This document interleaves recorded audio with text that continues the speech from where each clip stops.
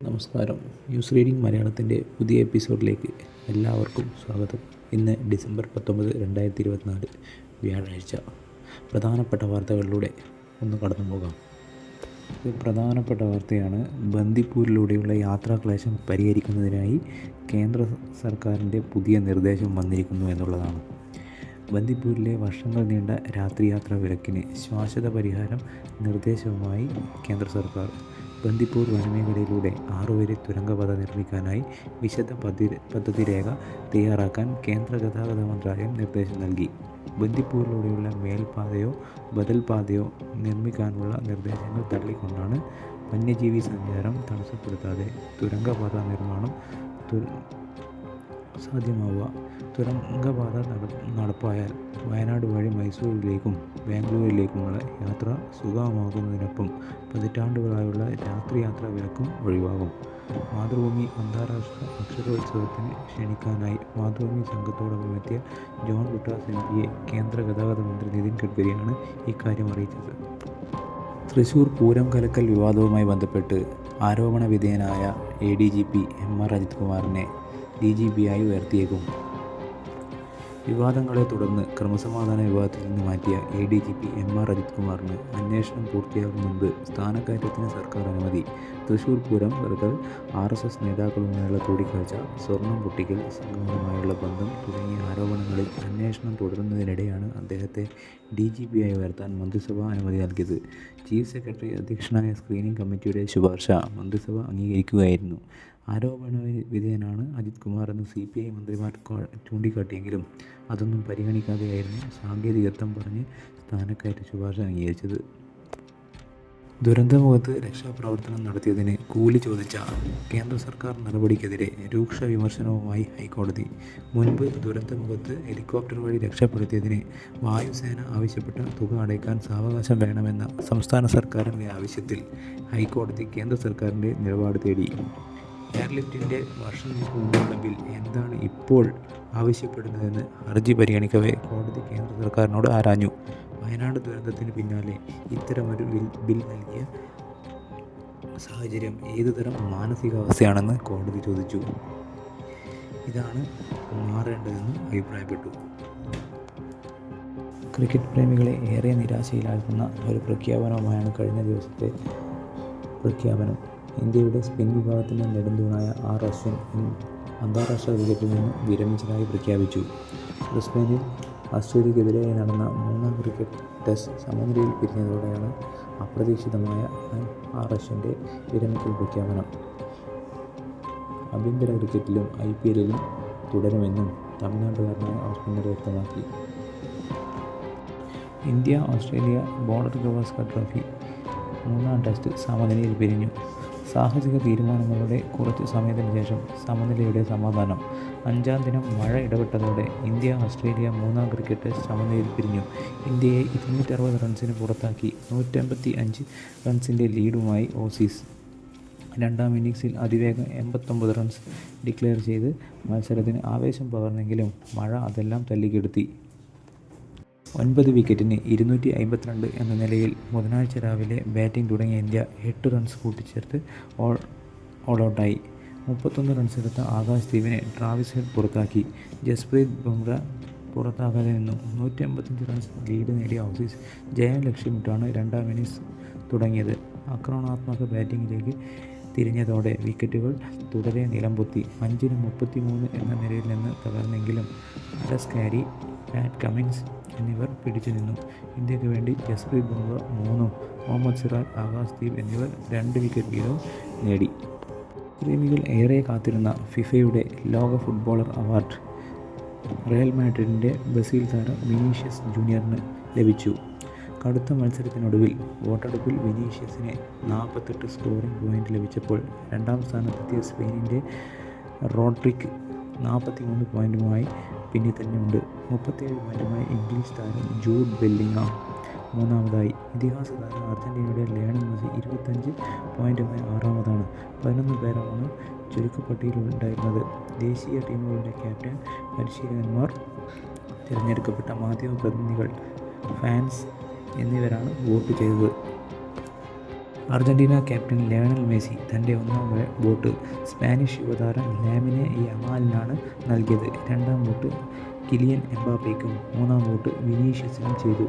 മറ്റൊരു ഇതിഹാസ താരമായ ക്രിസ്ത്യാനോ വോട്ടെടുപ്പിൽ പങ്കെടുത്തില്ല. ഇത്തവണ ചുരുക്കപ്പട്ടികയിൽ ക്രിസ്ത്യാനോ ഉണ്ടായിരുന്നില്ല. പോർച്ചുഗൽ ക്യാപ്റ്റൻ്റെ വോട്ട് ചെയ്ത ബെർണാഡോ സിൽവ ആദ്യ വോട്ട് റോഡ്രിക്കും രണ്ടാം വോട്ട് വിനീഷ്യസിനും നൽകി. അംബേദ്കറുമായി ബന്ധപ്പെട്ട വിഷയത്തിൽ അമിത്ഷാ കുരുക്കിൽ എന്ന മറ്റൊരു വാർത്തയാണ്. ഡോക്ടർ ബി ആർ അംബേദ്കറിനെ ചൊല്ലി പ്രതിപക്ഷവും BJPയും തമ്മിൽ വാക്യുദ്ധം. പാർലമെൻറ്റിനകത്തും പുറത്തും ഇരുപക്ഷവും ആരോപണ-പ്രത്യാരോപണങ്ങൾ ഉയർത്തി. കേന്ദ്രമന്ത്രി അമിത്ഷാ ചൊവ്വാഴ്ച രാജ്യസഭയിൽ അംബേദ്കറിനെക്കുറിച്ച് നടത്തിയ പരാമർശങ്ങളാണ് രാഷ്ട്രീയ കലഹത്തിന് കാരണമായത്. അംബേദ്കർ അംബേദ്കർ അംബേദ്കർ അംബേദ്കർ എന്നിങ്ങനെ പറയുന്നത് ഫാഷനായിരിക്കുന്നു. ഇതിനു പകരം ദൈവത്തിൻ്റെ പേരാണ് കോൺഗ്രസ് പറയുന്നതെങ്കിൽ അവർക്ക് സ്വർഗത്തിൽ ഇടം കിട്ടുമായിരുന്നു എന്നാണ് ഷാ പറഞ്ഞത്. ഭരണഘടനാ ചർച്ചയ്ക്ക് മറുപടി നൽകുമ്പോഴാണ് അമിത്ഷായുടെ വിവാദ പരാമർശം. ഡോക്ടർ അംബേദ്കറിൽ പ്രധാനമന്ത്രിക്ക് വിശ്വാസമുണ്ടെങ്കിൽ അമിത്ഷായെ മന്ത്രിസഭയിൽ നിന്ന് പുറത്താക്കണമെന്നാണ് കോൺഗ്രസ് ദേശീയ അധ്യക്ഷൻ മല്ലികാർജ്ജുൻ ഖാർഗെ ആവശ്യപ്പെട്ടു. അംബേദ്കറുടെ ആശയങ്ങളെയും ഭരണഘടനയെയും തരംതാഴ്ത്താനാണ് BJP ശ്രമം എന്ന് രാഹുൽ ഗാന്ധിയും ആരോപിച്ചു. കേന്ദ്ര സാഹിത്യ അക്കാദമി പുരസ്കാരം കെ ജയകുമാറിന്. ഈ വർഷത്തെ കേന്ദ്ര സാഹിത്യ അക്കാദമി പുരസ്കാരം കവിയും മുൻ ചീഫ് സെക്രട്ടറിയുമായ കെ ജയകുമാറിന്. മലയാള വിഭാഗത്തിൽ പിങ്കളകേശിനി എന്ന കവിതാ സമാഹാരത്തിനാണ് പുരസ്കാരം.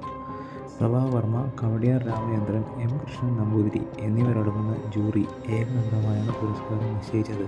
21 ഭാഷകളിലെ കൃതികൾക്കുള്ള പുരസ്കാരമാണ് പ്രഖ്യാപിച്ചത്. 1,00,000 രൂപയും പ്രശസ്തി പത്രവും അടങ്ങുന്നതാണ് പുരസ്കാരം. മാർച്ച് 8-ന് ഡൽഹിയിൽ നടക്കുന്ന ചടങ്ങിൽ സമ്മാനിക്കും. ഇതുവരെ എഴുതിയതിന് ലഭിച്ച വലിയ അംഗീകാരമായാണ് കേന്ദ്ര സാഹിത്യ അക്കാദമി പുരസ്കാരത്തെ കാണുന്നതെന്ന് ജയകുമാർ പറഞ്ഞു. വിദ്വേഷ പ്രസംഗത്തിൽ ഒടുവിൽ നടപടിയുമായി കൊളീജിയം. വിശ്വ ഹിന്ദു പരിഷത്തിൻ്റെ പരിപാടിയിൽ പങ്കെടുത്ത് മുസ്ലിങ്ങൾക്കെതിരെ വിവാദ പ്രസംഗം നടത്തിയ അലഹബാദ് ഹൈക്കോടതി ജഡ്ജി ജസ്റ്റിസ് ശേഖർ കുമാർ യാദവിന് സുപ്രീം കോടതി കൊളീജിയം താക്കീത് നൽകി. പദവിയുടെ അന്തസ്സ് കാത്തുസൂക്ഷിക്കണമെന്ന് ജസ്റ്റിസ് യാദവിനോട് സുപ്രീം കോടതി. ദേശീയപാതയുമായി ബന്ധപ്പെട്ട മറ്റൊരു വാർത്ത. ദേശീയപാതയിൽ കയറാനും ഇറങ്ങാനും പരമാവധി 5 കിലോമീറ്ററിനുള്ളിൽ തന്നെ വഴിയൊരുങ്ങും. ദേശീയപാതയിൽ 1 കിലോമീറ്റർ മുതൽ 5 കിലോമീറ്റർ വരെയുള്ള ഭാഗം സർവീസ് റോഡുമായി ബന്ധിപ്പിക്കാനാണ് ഒരുങ്ങുന്നത്. ഇരുവശത്തുമുള്ള ഈ വഴികളിലൂടെ കയറുകയും ഇറങ്ങുകയും ചെയ്യാം. തളിപ്പറമ്പ് മുഴപ്പിലങ്ങാട് റീച്ചിൽ ബക്കളം മുതൽ ദേശീയപാതയിലേക്ക് കയറാൻ 14 വഴികളുണ്ട്. ടൗൺഷിപ്പ്, ജനവാഹനത്തിരക്ക്, ഭൂപ്രാധാന്യം ഉൾപ്പെടെയുള്ള പ്രത്യേകതകൾ പരിഗണിച്ചാണ് ദേശീയപാത അതോറിറ്റി സ്ഥലം നിശ്ചയിക്കുന്നത്. പണി നടന്നുകൊണ്ടിരിക്കുന്ന നീലേശ്വരം തളിപ്പറമ്പ് 40 കിലോമീറ്ററിലും വഴികളുടെ സ്ഥാനം ഉറപ്പിക്കും. മുഴപ്പിലങ്ങാട് എടക്കാട് ഭാഗത്ത് മാത്രം 4 വഴികൾ ഉണ്ട്. ബീച്ച് റോഡ് ഉൾപ്പെടെ വിനോദസഞ്ചാര മേഖലയിലാണ് ഇവിടെ പരിഗണിച്ചത്. മേലെ ചൊവ്വ മട്ടന്നൂർ റോഡിൽ ഒരു വഴി തുറക്കും. പ്രധാനമായും വിമാനത്താവളത്തിലേക്കുള്ള വാഹനങ്ങൾക്ക് വേണ്ടിയാണ് ഇവിടെ സൗകര്യം ഒരുക്കിയിരിക്കുന്നത്. കണ്ണൂർ ടൗണിൽ നിന്നുള്ള വാഹനങ്ങൾക്കും അന്തർജില്ലാ വാഹനങ്ങൾക്കും ഇത് പ്രയോജനപ്പെടും. മുല്ലപ്പൂവിന് നല്ല കാലം. കല്യാണ ഉത്സവാഘോഷ സീസണുകളായതോടെ മുല്ലപ്പൂ വില കുതിക്കുകയാണ്. കാഞ്ഞങ്ങാട്ടെ പൂക്കടയിൽ തമിഴ്നാട്ടിൽ നിന്നുള്ള കുടമുല്ലയുടെ വില കിലോയ്ക്ക് 3,500 രൂപയാണ്. ഒരു മാസം മുൻപ് 150 മുതൽ 200 രൂപയായിരുന്നു. തമിഴ്നാട്ടിലെ മധുര, ഡിണ്ടിഗൽ പ്രദേശങ്ങളിൽ നിന്നാണ് സുഗന്ധത്തിൽ ഒന്നാമനായ കുടമുല്ല എത്തുന്നത്. കർണാടകയിൽ നിന്നുള്ള അട്ടിമുല്ല വിലയും മുന്നേറ്റമുണ്ട്. അട്ടിക്ക് 200 രൂപയായിരുന്നത് 1000 രൂപ കടന്നിട്ട് ദിവസങ്ങളായി. നമ്മളേവരും ജാഗ്രത പുലർത്തേണ്ട മറ്റൊരു വാർത്തയാണ് വായിക്കാൻ പോകുന്നത്. UAEയിൽ നിന്നെത്തിയ കണ്ണൂർ സ്വദേശിക്കും എംപോക്സ് സ്ഥിരീകരിച്ചു. ഇതോടെ രോഗം ബാധിച്ച് പരിയാരത്തെ കണ്ണൂർ ഗവൺമെൻറ് മെഡിക്കൽ കോളേജിൽ ചികിത്സയിലുള്ളവർ 2ആയി. അബുദാബിയിൽ നിന്നെത്തിയ വയനാട് സ്വദേശിക്ക് തിങ്കളാഴ്ച എംപോക്സ് സ്ഥിരീകരിച്ചിരുന്നു. ഇവരുടെ സമ്പർക്ക പട്ടിക ഉടൻ പ്രസിദ്ധീകരിക്കും. മന്ത്രി വീണ ജോർജിൻ്റെ നേതൃത്വത്തിൽ state level rapid response team യോഗം ചേർന്ന് സ്ഥിതിഗതി വിലയിരുത്തി. പ്രതിരോധ പ്രവർത്തനങ്ങൾ ശക്തിപ്പെടുത്തിയിട്ടുണ്ട്. മെഡിക്കൽ കോളേജുകളിൽ കൂടുതൽ ഐസൊലേഷൻ സംവിധാനം ക്രമീകരിക്കാൻ മന്ത്രി നിർദ്ദേശം നൽകി. എംപോക്സ് രോഗികളുമായി സമ്പർക്കത്തിൽ വന്നവർ രോഗലക്ഷണങ്ങളുണ്ടെങ്കിൽ ആരോഗ്യവകുപ്പിനെ വിവരമറിയിക്കണമെന്നും മന്ത്രി നിർദ്ദേശിച്ചു. നമ്മുടെ നാടുകളിലൊക്കെ വിദേശത്തു നിന്നുള്ളവർ സ്ഥിരമായി വന്നു പോകാറുള്ളതാണ്. അതിനാൽ എല്ലാവരും ഒന്ന് ജാഗ്രത പുലർത്തണമെന്ന് അറിയിക്കുന്നു. വിവാദമായ കണ്ണൂർ എ.ഡി.എം. നവീൻ ബാബുവിൻ്റെ മരണത്തിൽ പ്രധാന പ്രതിയായ പി ദിവ്യയ്ക്ക് ജാമ്യവ്യവസ്ഥയിൽ ഇളവ്. കണ്ണൂർ അഡീഷണൽ ജില്ലാ മജിസ്ട്രേറ്റ് കെ. നവീൻ ബാബുവിൻ്റെ മരണവുമായി ബന്ധപ്പെട്ട കേസിൽ കണ്ണൂർ ജില്ലാ പഞ്ചായത്ത് മുൻ പ്രസിഡന്റ് പി ദിവ്യയ്ക്ക് ജാമ്യവ്യവസ്ഥയിൽ Thalassery principal sessions judge K T. Nisar Ahmed ഇളവ് നൽകി. ഇനി മുതൽ അന്വേഷണ ഉദ്യോഗസ്ഥർ മുൻപാകെ ആവശ്യപ്പെട്ടാൽ ഹാജരായാൽ മതി. അന്വേഷണ ഉദ്യോഗസ്ഥൻ മുൻപാകെ എല്ലാ തിങ്കളാഴ്ചയും ഹാജരായി ഒപ്പിടണമെന്നായിരുന്നു നേരത്തെയുള്ള വ്യവസ്ഥ. കണ്ണൂർ ജില്ല വിട്ടുപോകരുതെന്ന വ്യവസ്ഥ ഇളവ് ചെയ്തു. ജില്ലാ പഞ്ചായത്ത് യോഗത്തിൽ പങ്കെടുക്കാൻ അനുമതി നൽകി.